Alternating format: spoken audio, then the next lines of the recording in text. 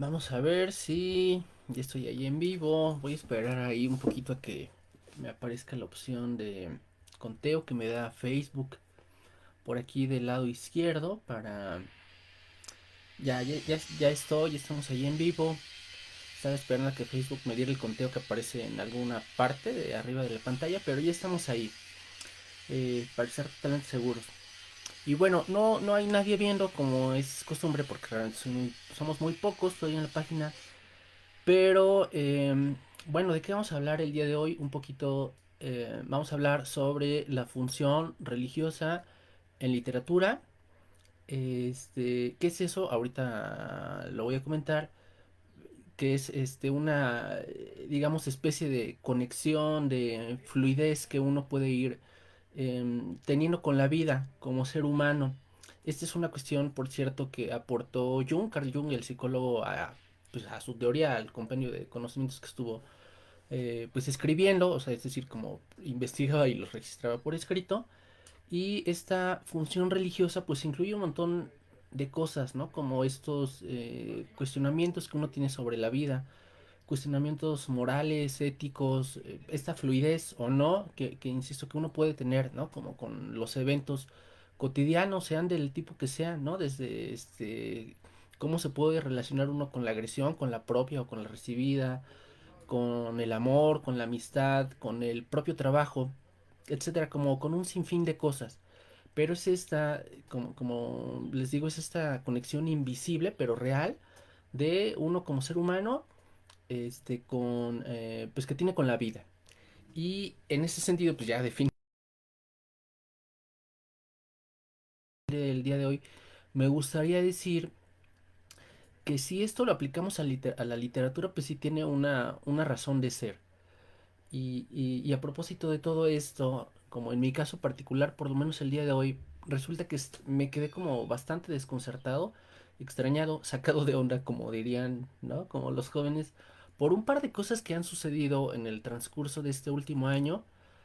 Bueno, el año pasado, más o menos por estas fechas, un mes antes, y hace como un día, ¿no? Que es no voy a contar todo el chisme porque eso es irrelevante y esto no se trata de chismes, pero tiene que ver con dos mujeres que tenían como una relación conmigo de maestras, no eran escritoras, pero por el encuentro que tuvimos en la vida, de alguna manera, pues ellas me iban guiando, no nos veíamos como a cada rato, sino de manera esporádica por distintas razones. em, y más bien como la cuestión que yo abrevaba, digamos, que yo tomaba de ellas, pues era una cuestión más, pues sí, terapéutica en algunos casos, quizás. O sea, tienen perfiles muy parecidos. Eran psicólogas y pues son como bastante más grandes que yo, ¿no? O sea, andaban por ahí una por los 50 y tantos, otra como un poquito más grande, tal vez 61, por ahí andaba, ¿no? Pero como la primera de ellas, nunca hubo como realmente ningún conflicto, al contrario, pero pues sí algún día, extrañamente, la última vez que la vi por ahí, como por alguna razón extraña, como creo que se sintió atraída, me quería ahí como echar como los perros y pues ya, insisto, no es chisme, pero pues obviamente no pasó nada, no va a pasar nada y tal vez probablemente no nos volvamos a ver. En fin, ese es como el final, ¿no? Muy probable de esa primera relación. Y el segundo, ya no fue en persona, fue así como por internet, por esa cosa de que de repente estuvo como haciendo algunas bromas que yo decía, oye, pues es como relajo, pero al final resulta que no. Por ahí le escribí, oye, pues ya como, pues, terminé bloqueándola en el Facebook. Pero insisto, esto que en lo personal, como les digo, es irrelevante, no lo es en el otro sentido, ¿no? En el que me gustaría compartir de, en cuanto a la enseñanza, en cuanto a su relación con la literatura. Y lo digo porque, como les cuento, yo abrevaba de ellas, no directamente de la literatura, eh, sino más bien como de repente estas conocimientos de vida que compartían conmigo, con una de manera un poco formal, terapéutica incluso, y con la otra, pues como un poco más académica quizás, e incluso personal, se terminó ¿no? O sea, sí se termina con una y con la otra se está terminando. Pero a mí en lo personal, ¿cómo decirlo? ¿No? Aunque es personal, puede ser un ejemplo que le sirva a cualquiera o que le pueda funcionar a cualquiera. Tiene que ver con cómo las personas están representando una parte de nosotros o una parte de cómo nos relacionamos con la vida. Es decir, eh, hablando de la función religiosa, ¿no? De esta cuestión de qué tanto uno puede estarse preguntando acerca de la vida, de qué tanto uno se pueda dejar estar llevando por la vida, por esto que en el Kybalión llaman el ritmo, de a veces la vida va para allá y para acá. Ese concepto aplicado, pues nos va a traer, nos va a acercar como a ciertas personas, que en mi caso eran ellas dos. Insisto, que personalmente pues es como, es indistinto, ¿no? Pero como lo que representan es muy poderoso, es muy fuerte. Em, y entonces una de las cosas que estuve, traía yo un caos, ¿no? Que yo decía, ¿qué está pasando? ¿Qué está pasando con esto? Creo que lo encontré más o menos rápido. Y es que en efecto, como les digo, ellas dos estaban como representando estos cuestionamientos que, lo importante, que al final o durante algún tiempo podían estarme nutriendo la literatura. Es decir, no me hablaban de técnica literaria, ¿no? Como de pon el guión aquí y léete tal libro de cuentos o ta. No, o sea, era más bien este cuestionamiento que a mí me hacía alimentar mis conceptos de literatura y a partir de ahí organizar como mi universo, ¿no? Como de por qué quiero escribir esto o voy a escribir esto. Y eso es como lo importante de la función religiosa en literatura, que nos podamos estar dejando llevar por esto, ¿no? Como no es lo que yo quiero escribir, sino lo que me vaya dictando como mi interior, ¿no? Y para decirlo de una manera sencilla, pues eso sería como la aplicación práctica de esta función religiosa. Eh, Alguna vez tuve también un maestro como propiamente, ¿no? De literatura que sí me entrenó, ¿no? Esto ya creo que lo he contado en otros en vivo. En uno de esos no se escuchaba muy bien, pero probablemente siga hablando un poco más de él para bien, ¿no? De Osorio. Me entrenó, sí, me enseñó esta cuestión de la literatura, cómo enfocar los textos o cómo encontrar el enfoque temático de los textos. También dejé de hablar, ¿no? Dejé de verlo y después a mí me tocó aprender esto, practicarlo 2 años en una biblioteca donde pues yo era el maestro. No me pagaban ni nada, pero bueno. Eh, y ahora lo mismo está sucediendo con estas dos personas, insisto, como eh, lo que ellas me daban ahora, tengo que dármelo yo. Y seguramente así es para toda la gente. O sea, esto no es un tema personal, individual de uno, ¿no? Creo que en ese sentido cuanto más uno se va adentrando prácticamente en esta función religiosa, en este ir y venir, las personas se van moviendo, nos vamos moviendo todos, ¿no? Que es como una de las cosas que quería decir, eh, todavía no termino de entenderlo como completamente, pero ya está ahí y espero que a alguien le sirva. Bueno, eh, una segunda cuestión práctica que tengo aquí anotada en mis apuntes es como para qué más me sirve, ¿no? Además de ir respondiendo estos cuestionamientos internos que me hacen modificar mi literatura, cuestionarme ciertas cosas y a partir de ahí como escribir esto, escribir aquello, ¿para qué más nos sirve? Eh, Fíjate, justamente ahorita, antes de pasar como a la respuesta de eso, estoy recordando el libro El Dragón Rojo de Thomas Harris, que Osorio lo citaba mucho, ¿no? Y bueno, pues la trilogía de Hannibal Lecter de Thomas Harris. Pero precisamente en este libro que trata, ya sabes, sobre cómo un detective ya retirado le piden que capture o ayude a capturar a Hannibal Lecter. De eso trata la novela. Ya al final, así o sea, no recuerdo exactamente, pero pues por ahí en las últimas 2, 3 páginas, hay una reflexión muy, muy breve, así, de 2 líneas, más o menos. O sea, no es ni siquiera un párrafo de 5 líneas, son así 2 líneas. O sea, después de que ya te contaron narrativamente toda la historia, viene esta reflexión, ¿no? Pues, o sea, la historia de un caníbal, güey, o sea, ¿no? Pues un psicópata, ¿no? Que por cierto en la literatura pues puede sonar como muy atractivo, pero que en la vida real es una cosa así de no se lo recomienda a nadie, ¿no? como tener contacto con estos núcleos psicopáticos, porque es la maldad, pero la maldad, en serio, no bromas, otro día estaremos platicando de la maldad en literatura y un poco en la vida, ¿no?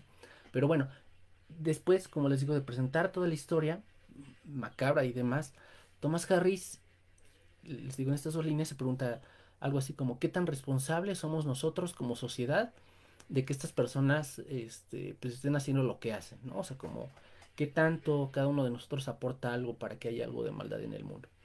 Y que esa sería una de estas, como les digo, una de estas preguntas que le dan sentido a lo que escribimos. Hay un antecedente más bien como popular que es este libro de Comer, Rezar, Amar de Elizabeth Gilbert.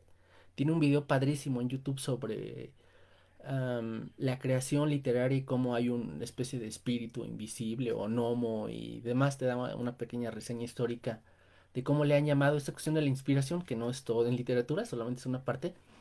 Yo de ahí la conocí, ¿no? Pero bueno, esto de Elizabeth Gilbert, porque, insisto, es una cosa más popular, no, ella no es artista, es escritora, que otro día también hablamos de eso, pero ella en esta novela te cuenta la historia de cómo se divorció, de cómo se fue a viajar a Bali, a Italia, y creo que ay, no me acuerdo, Indonesia, Bali, no sé, algo así, pero se va a viajar por el mundo y deja de tener relaciones así con los hombres durante un año, al final del cual conoce a su marido, se casan, etcétera, y resulta que pues este cuate como, y ellas se llevan muy bien, eran como las personas adecuadas para ellos mismos, ¿no? Y por ahí, al final, hace una reflexión muy interesante. Dice que es una relación parecida a la de un cuento de hadas, ¿no? O sea, que es algo como, sí adulto, que está como bien plantado en la tierra, pero también tiene algo de magia. Que otro día también platicamos de los cuentos de hadas y de cómo esta onda de que les están tirando calabaza por culpa de las versiones de Disney, pues es como totalmente incorrecto. Pero otro día platicamos de eso. Volviendo a la propia novela de Comer, Rezar, Amar, cuando ella está en este proceso de ir soltando este tema de su divorcio, conoce a un cuate que se llama Richard el Tejano, con el que tiene ciertas pláticas ahí personales de eso del divorcio, de qué tanto le está costando y demás.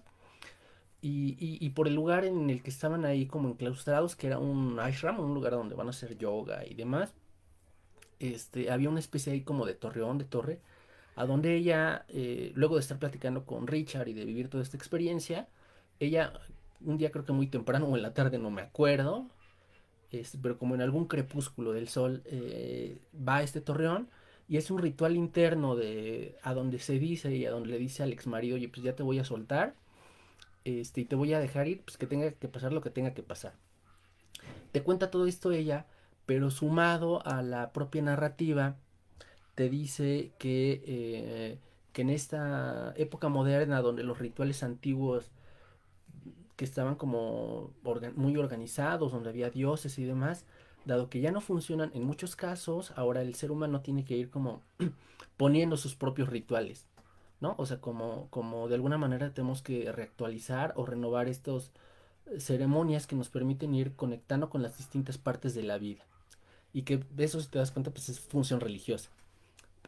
Pero tampoco tengo la idea como de conceptualizar todo, ¿no? Tampoco quiero que sea así como función religiosa, tal. Pero lo que quiero decir con todo esto es que si te das cuenta, ahí está actuando este concepto, ¿no? En una novela popular, bien escrita, como Comer, Rezar, Amar, insisto, no es artista, es una novela, pero ahí está dicho, o sea, después de toda una narrativa viene inserto ese conocimiento que te dice, ¿qué onda con la vida? ¿Qué onda con lo que me está pasando? Y yo lo que entiendo es esto, pum, ahí está. Y lo mismo pasa con El Dragón Rojo de Thomas Harris, ¿no? Después de contarte toda la novela y de que te dice las maldades que estuvo haciendo Hannibal Lecter y también cómo lo atraparon y demás, ay, no es cierto, creo que le piden, fíjate, una corrección de Thomas Harris, le piden ayuda al detective para, para que atrape más bien a Buffalo Bill, no tanto a Hannibal Lecter, ¿no? Pero bueno, sí, es que hay una relación ahí como media chistosa de que más bien van con Hannibal Lecter para que él les ayude a su vez a atrapar a Buffalo Bill. Y lo demás ya no lo cuento porque si no, hago spoiler y hoy no quiero hacer. Pero bueno, como te das cuenta, allí están como dos ejemplos muy específicos reseñados sobre este concepto que platicamos al inicio. Eh, Ahora bien, yo pensé, digo, no todo lo que voy diciendo lo tengo pensado, la mayoría están anotadas, pero un ejemplo que sí tengo anotado acá es de literatura juvenil, ¿no? Que podría ser cualquier otro tema y quizás tú lo puedas ir pensando en función de lo que te escribas, o sea, ciencia ficción, novela romántica, histórica, no sé, lo que tú quieras, ¿no?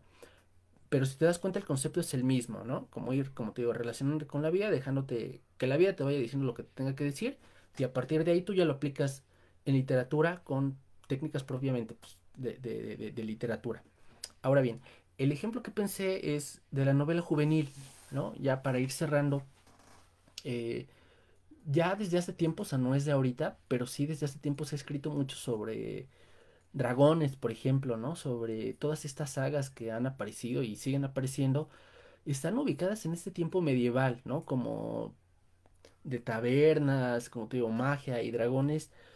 Y está bien, ¿no? Seguirán apareciendo, pero a mí me parece, o me parecería interesante ir como pensando, ¿no? Como descentralizar esto, ¿no? O sea, es decir, que fueran apareciendo otras figuras, no solamente como europeas, ¿no? Como lo típico nórdico, insisto que no está mal, ¿no? Pues Tolkien es el gran maestro, pero que puede irse diversificando, ¿no? Y en ese sentido, em, fíjate, estoy leyendo yo, para, como les digo, ir cerrando, Azteca de Gary Jennings, porque estoy escribiendo una novela de ciencia ficción ahí con aztecas y demás. Pero en la parte que voy, fíjate, voy en la página 324 como de 900, ya apareció la mención de un ser que se llama el Vinkisaka, que es un ser mitad humano, mitad animal. No te dicen específicamente que, o sea, puede ser como mitad humano, mitad jaguar o este mitad humano, mitad lince, o sea, no sé, o sea, te lo dicen así de manera general, ¿no? Un ser mixto ahí. Pero, ¿qué tal?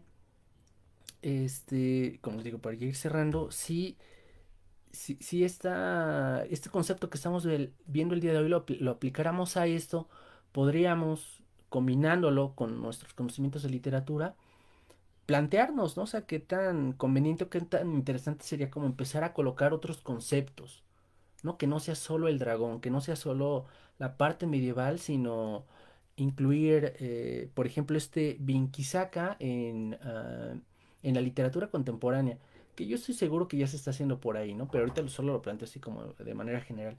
¿Qué tan interesante sería?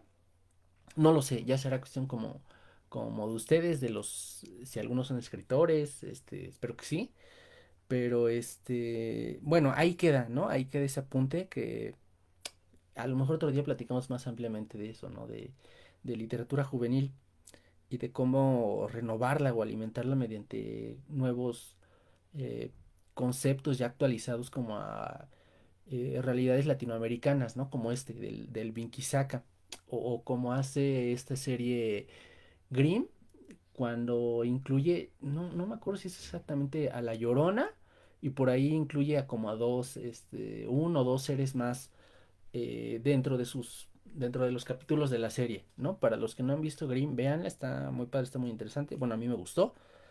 Y si no, rápidamente se trata de un detective que puede captar, ¿no? Por una condición propia a unos seres mixtos, que eso, ¿no? Que por fuera son humanos, pero que por dentro, o que en algún momento pueden exteriorizar como cierta naturaleza animal, como una especie de nahual, digamos, pero son seres así de lo más diversos, ¿no? Como lobos, vampiros, y demás, y que van teniendo nombres propios, pero todos estos animales y demás están mencionados desde el lenguaje alemán. Otro día platicamos más de eso, ¿no? Porque creo que ya me extendí bastante con respecto a lo que quería decir de hoy. Pero para resumir, ¿no? Esta función religiosa a mí me parece importante como para ir planteándonos, ¿no? Haciendo unos cuestionamientos acerca de nuestra literatura.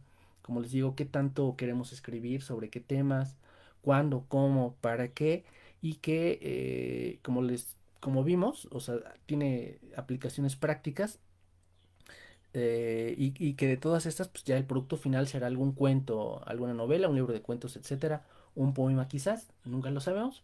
Pero bueno, vamos a dejarlo ahí para no alargar más esto y pues ojalá que te haya hecho pensar algo, que te haya parecido interesante por lo menos eh, esto que estuvimos platicando el día de hoy y pues nos estaremos viendo para la siguiente. Adiós.